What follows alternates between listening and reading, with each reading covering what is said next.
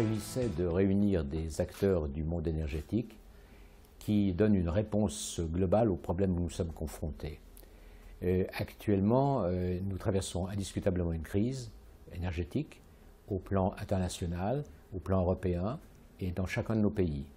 Il semble d'ailleurs qu'on n'en soit pas suffisamment conscient. C'est dans cet esprit que les principaux acteurs des entreprises énergétiques se sont manifestés à la Commission européenne il y a quelque temps pour que l'Europe ne parle que d'une seule voix. Alors à cet égard, ce matin, dans le cadre de cet atelier, nous avions des acteurs, des personnes engagées qui peuvent répondre aux différentes sources énergétiques. D'abord, à l'axe de l'efficience énergétique, celui par lequel on réalise des économies substantielles et qui est le domaine dans lequel on peut agir le plus rapidement. C'est extrêmement important. C'est important par rapport à la protection de l'environnement, c'est important par rapport aux besoins quantitatifs que nous avons, et c'est important en termes de dynamisation économique.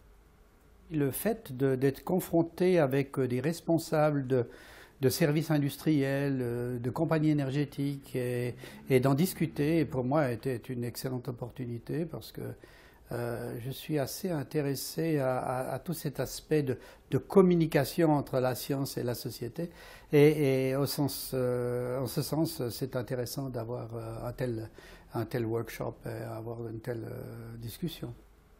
Mes attentes vis-à-vis de cet atelier, c'est finalement aussi de venir porter le message de l'Office fédéral de l'énergie du côté suisse par rapport justement à cette vision de société à 2000 watts qui reste une vision à 2050-2100 mais qui permet effectivement maintenant de positionner et de prendre des décisions sur du très long terme. Ce matin, on a d'abord eu beaucoup de sincérité. On a parlé de ce qui va bien, et on a également montré les limites de ce que nous engageons. On peut avoir des déclarations qui ont des connotations politiques, qui expriment une volonté sincère, mais entre cela et ce qui se concrétise, il y a des différences. Quand la Suisse a déclaré vouloir cheminer vers une société à 2000 watts, elle était sincère, mais il ne fallait pas prendre peut-être le chiffre de 2000 watts véritablement s'arrêter là, mais de comprendre qu'il y avait une volonté de consommer moins. Il y avait une volonté de consommer moins et de consommer mieux. Il faut-il encore que l'on sache de quels watts nous parlons. Si ce sont des watts fossiles, nous devons les diminuer. Si ce sont des watts renouvelables ou d'une qualité qui est parfaitement acceptable, nous n'avons pas de raison d'agir dans ce sens-là. En plus, il ne faut jamais oublier qu'il n'est pas question de diminuer le confort de vie auquel on a accédé. Personne ne nous suivra. Il y a donc des problèmes qui sont à la fois de mode de vie, il y a des problèmes économiques, cela forme un tout. Et ce matin, on a bien montré la différence qu'il y avait entre ce que nous pouvions réaliser et ce que nous espérons. Et cela a été dit très clairement, il faut que nous boostions ce que nous avons engagé. Nous sommes engagés dans la bonne direction. Mais il y a une quinzaine d'années, à peu près, nous parlions de la société à 2000 watts, et avec un peu d'audace, ou je dirais, en prenant quelques risques, nous parlions de 2050. Ce n'était pas raisonnable. Ce n'est d'ailleurs pas le monde académique qui a parlé de 2050, c'est le monde politique qui a retenu cela. 2000 watts en 2050, ça c'est très bon. C'était encore une fois, il y avait des accents de sincérité, mais c'était irréaliste. Nous sommes déjà en 2013 et nous nous rendons compte que durant ces années-là, nous n'avons pas avancé au rythme que nous aurions souhaité. Mais ce n'est pas grave si véritablement nous continuons d'aller dans cette direction.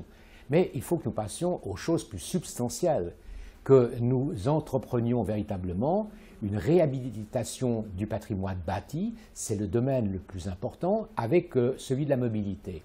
Si nous avons des politiques véritablement de transformation du domaine bâti, nous arriverons à ce moment-là à avoir une politique environnementale, écologique, et nous aurons une politique économique. Il ne faut pas perdre de vue que les programmes dont nous parlons ont de quoi véritablement booster une économie qui est en panne.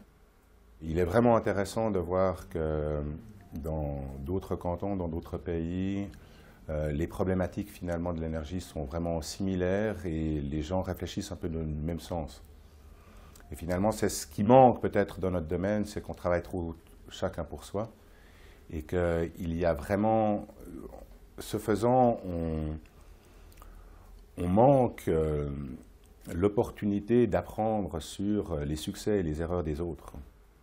Ce qui me frappe d'abord, c'est que dans la discussion, on n'est pas antagoniste dans la mesure où on peut se défier les uns les autres, mais globalement, il y a, je trouve, un certain accord global sur la philosophie qui est entreprise. L'atelier a permis de faire ressortir les préoccupations. C'est sûr que entre des choses qui sont visibles comme des programmes d'économie en éclairage, etc., qui somme toute sont des très petites choses, mais si on arrivait à se mettre d'accord pour avoir des actions plus larges, en attaquant vraiment les grands pourcentages, je pense qu'on aurait tous à y gagner beaucoup. Les points forts que j'ai retenus sont divers. Les premiers, je dirais, c'est que on voit qu'on travaille dans un monde où l'innovation technologique foisonne, qu'il y a des démarches qui ont lieu dans différents secteurs, dans différents domaines.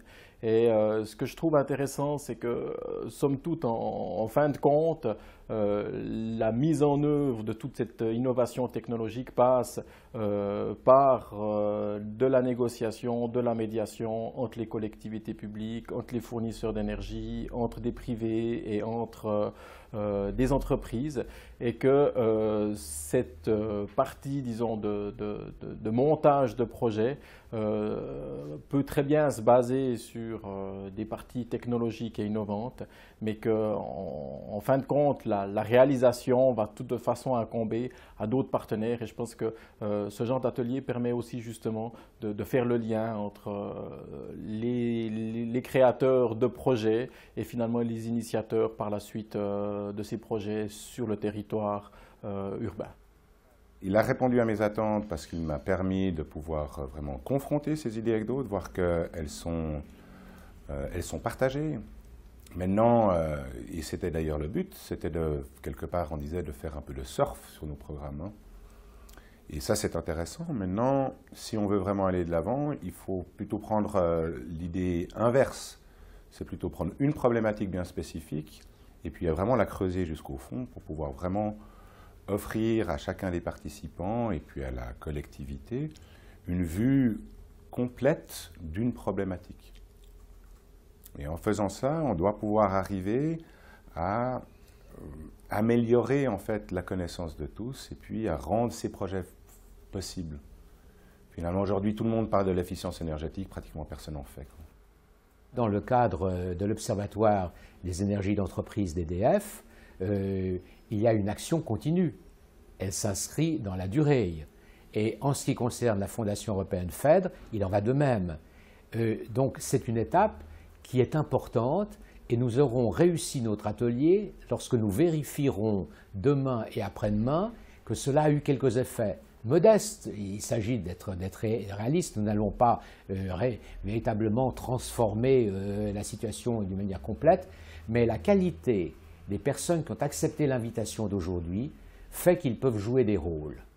Et si nous savons bien communiquer après un tel atelier, apporter ces témoignages-là, alors oui, l'atelier aura répondu à nos attentes parce que nous serons dans le concret. Cet atelier n'était pas un prétexte de rencontre, même si elle peut être agréable, elle l'a été, mais c'est beaucoup plus que cela. Nous avons la possibilité ensemble véritablement d'avoir des actions concrètes et là, ce sera véritablement une satisfaction de le constater.